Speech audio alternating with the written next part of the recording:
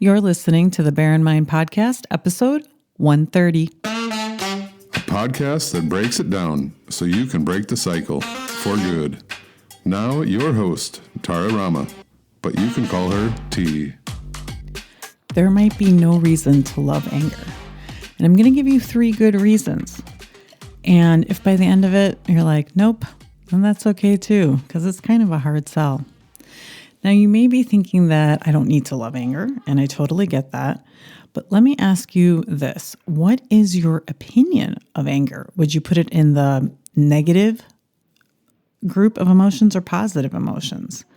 And I'm not going to put it into the positive, but more often than not, anger has gotten a really bad reputation.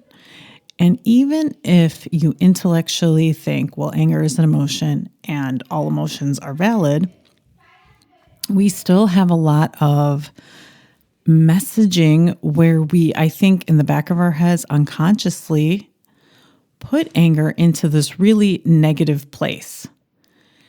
And so, and an example of this is a lot of times when a woman, and this is kind of how we do it, this is how I think the messaging comes across, and it's 100% my opinion, is that when women, as opposed to men, are angry, they're often called really awful names. If they show up angry, let's say in the workplace, they're called the swear word that starts with a B.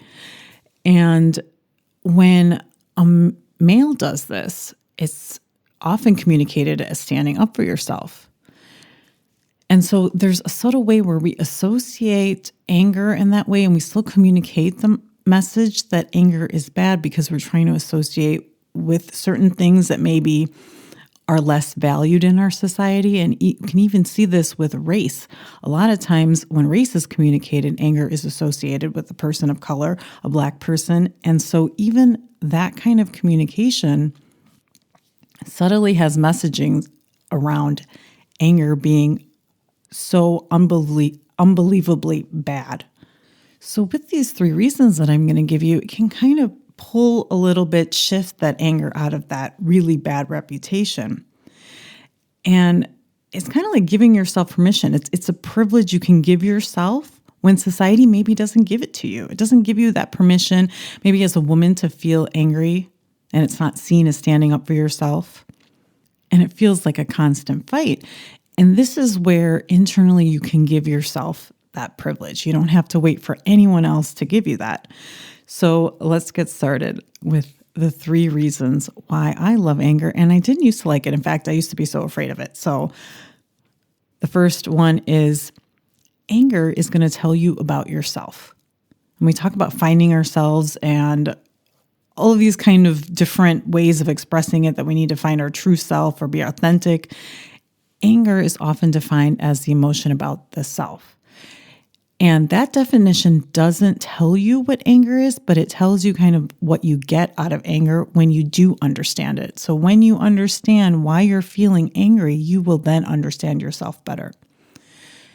However, that definition, when anger is about the self, doesn't really help you understand anger. In fact, I think a better definition for understanding it, and then therefore understanding yourself, is anger is simply you don't want to be here.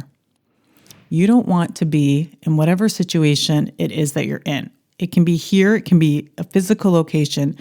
It could be some circumstance you find. Maybe you lost your job, something like that. You don't want to be here. Your kids are screaming. You don't want to be here. And I really like that definition, because then what it allows you to do is understand why you're angry. Simply even looking at that definition of anger and being like, oh, I don't want to be here. And then looking at it, well, because I don't want to be here because, and filling in the end of that sentence, then you understand yourself. And that is why, that is the first reason why, because it will tell you all of that stuff about yourself that you're like, well, I really wish I knew who I was, and not feel so lost. Anger is such a great place to start understanding why you feel that you don't want to be in the situation.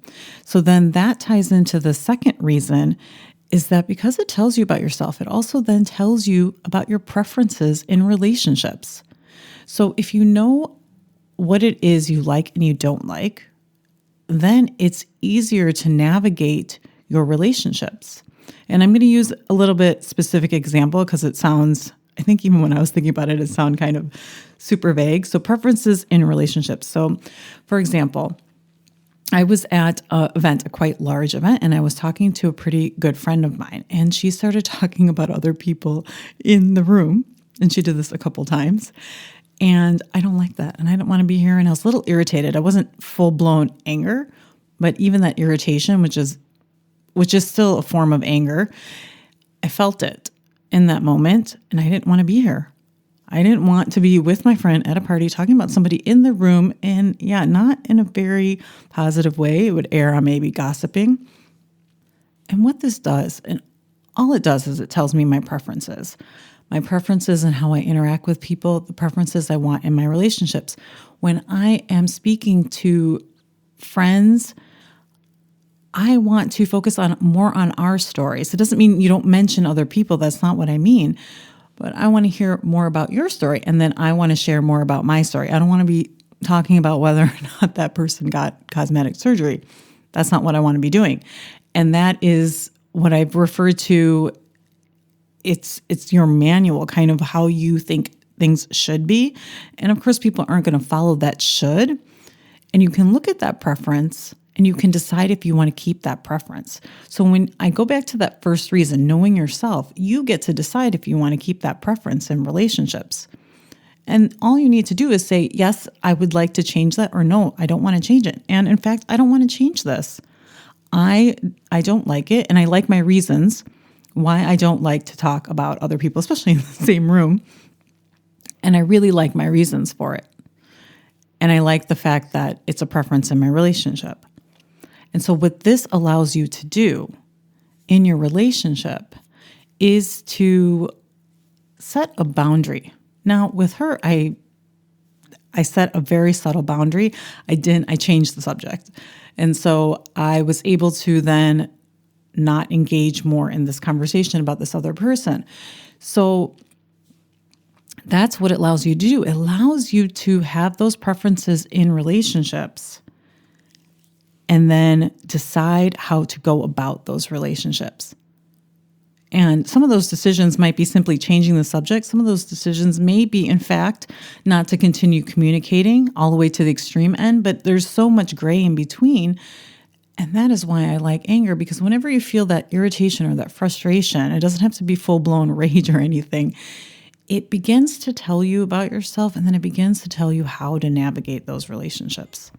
And so that brings me to the third reason, is that because you know yourself and because you know the preferences in your relationships, that equation 1 + 2 will equal amazing relationships. And I also mean amazing relationships with anyone, from your neighbor to an acquaintance to a colleague.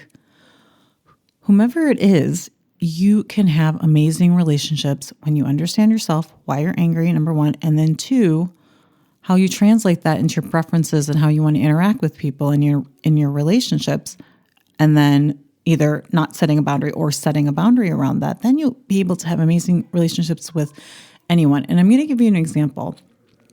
I used to be, and I would consider myself a recovering people pleaser, where I would have a friend and they would ask me to do something, or there would be something in a group and then they would have this event. And because it was my friends or acquaintances and people I knew, I would then go and say yes to a lot of things. I said yes, I was people pleasing because this person wanted to go out to this restaurant or see this concert and so forth.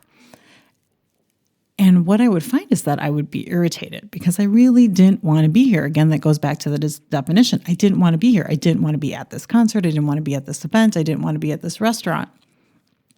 And as I got to understand what it is, the situations that I did want to be in, and navigate my relationships around that idea, I had amazing relationships. So today, and I have a great example, this just happened last weekend, I went to 2 events. Both of them I wanted to go. One of those events, I didn't know who else was going to be there. It was in one of our larger groups. They were doing a smaller event, but then I didn't even look at the guest list. But I remember when I signed up to go to this event, one of my acquaintances, I ran into her and she was like, do you know who's going? Do you know who's going to this thing? And I was like, I don't know. I didn't look at the guest list. I don't know who's going. I had decided I want to go to this. I want to be here. I want to see this performance. And from that standpoint of deciding that you want to be here and then showing up and knowing what your boundaries are with people and your preferences and relationships, you can have amazing relationships. So when I went to this event and the people there, I knew them. I didn't know what the mix was going to be like. I was able to have a good time. And because of those two things, one is I understood myself and the situations that I want to be in. And two, how I want to interact with people, my preferences in relationships and setting those boundaries. I can walk into those situations that I choose and know that I'm going to have that amazing time with them because I will set those boundaries that I learned from understanding my irritation, from understanding my frustration. And then that equation equates to, well, that sounds kind of right. That equation equals having amazing relationships with anyone that you choose to want, that you want to be in a relationship with. And that is 3 great reasons to maybe, if you're not all the way there, not exactly love anger, but shift it a little bit out of that bad reputation. And that's all I have for you this week. I'll check back with you next. Thanks for listening. Listen for a new episode next Tuesday by subscribing on your favorite podcast platform. Bye for now.